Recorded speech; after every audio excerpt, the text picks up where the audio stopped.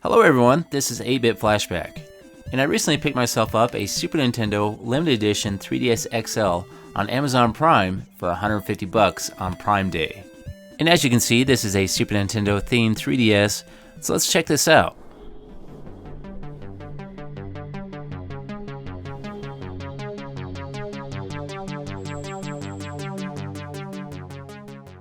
So here's a look at the box, and it has a nice retro look to it. It brings back a lot of memories from the original Super Nintendo box art. And on my box, it does show a little bit of wear and tear. You can see on some of the corners and edges, it does show a little bit of wear. These were manufactured back in 2017, so a little bit of wear is probably to be expected. And I got this for $150 on Amazon Prime Day, but that sale is over with. But they do have another sale going on right now, and it's going for that same price. But I'm not sure how long the sale is going to last, and it's going to be limited quantities, but I'll make sure to post a link down below. And here's a look at it next to the Super Nintendo Classic Edition box art, and as you can see, the theme is very similar. So for collectors out there like myself, these boxes look really cool next to each other. Alright, it's time to open it up and see what we get inside the box. So on top of getting that 3DS console, we also get a few other things inside there. We have a very nice detailed manual with a lot of great pictures, so it describes things really well. You also get a free Super Nintendo game. This is a Super Mario Kart download that you can get via eShop. Also inside the box is some AR cards, and we can use these to play on the AR game that's pre-installed on the 3DS.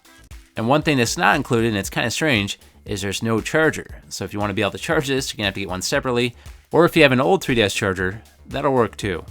And here's a look at the console itself, and the artwork has a lot of nice detail to it. It looks like it has a lot of depth and contour. And this finish is all painted on, there's no stickers, so you don't have to worry about anything peeling off. As far as the specs go, it does have a built-in NFC reader, so you can use Amiibos.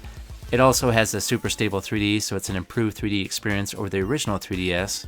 For playing time, that's going to vary. You can get anywhere from 3.5 hours playtime all the way up to 7, depending on the screen brightness you're using. And for game cartridges, of course you can use 3DS, but you can also use DS and DSi cartridges. And for your screens, they are non-IPS. It does use TN screens, and we'll talk about that a little bit more later. And on the inside of this handheld, it still follows that Super Nintendo theme really well. I'm obviously a huge fan of retro gaming products, so seeing this 3DS with a Super Nintendo theme is really neat to me. And that's actually the main reason I bought this. I didn't need a 3DS because I already have one, but I bought this because of the collector in me.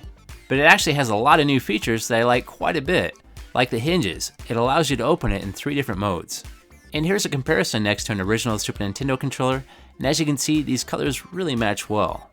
But one thing that might have made it look a little bit better would have been to add that gray circle around the buttons right here, but that might be just getting picky. And here it is next to the Super Nintendo Classic Edition, and as you can see, they definitely look like they're related. And all those colors match very well. And here it is next to the original Super Nintendo, and what's cool is if you open it all the way and put it on top of your Super Nintendo, it actually turns into camouflage and looks like it's part of your Super Nintendo. The scale dimensions of the artwork is actually very close to the original Super Nintendo. Although the colors are slightly different, but I think that's more because of the age of my Super Nintendo. If it was brand new, I bet those colors would match a lot better. Alright, let's go ahead and power this up and see what we have stock on the home screen. We got the health and safety information. Boring. And right here is where your game cartridges are going to show up. We got the Nintendo 3DS camera. We got the music app where you can edit and mix music. The Meme Maker. The Me Plaza. The eShop, AR games. This is the game where we can use those AR cards that we opened up earlier. We also got Face Raiders where you can bring your face to life in a weird shooting game. Also included is the activity log, the Nintendo Zone, the download and play feature, and the system settings. So overall, I'm very happy with this 3DS, especially the way it looks, but I do have a few complaints. One of them would be that the finish on this is really slick. When I'm holding this, it feels like it can slip out of my hands really easy.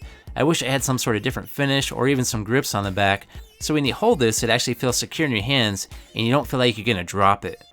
And I know all these nice rounded edges give it a nice modern look, but if it had square edges, that would make it easier to grip too. And that would also match the original Super Nintendo better because it was pretty boxy. And my second complaint, which really isn't that big a one, is that it doesn't have IPS screens, it has dual TN screens. TN screens do not have as wide a viewing angle as an IPS screen. Here's a comparison of the 3DS top screen next to my phone with an IPS screen, and as you can see on the 3DS screen, the more you tilt it, the colors start to wash out. But one thing I have noticed is that the viewing angle on the bottom screen is just a little bit worse, maybe about 10% less. But with all that being said, it really doesn't matter because you're not going to be playing your 3DS looking at it from an angle like that. When you're playing it, it's going to be facing right towards your face. So when I'm playing my 3DS like normal, I have no problem with any of the viewing angles. And there is actually a couple advantages to a TN screen. One would be is it doesn't take up as much battery life. Another would be in some of the darker areas inside of a game, those colors might be just a little bit brighter. Also, I'd like to mention that the firmware that comes pre-installed on this is 11.6, and I believe the newest one that just came out is 11.8.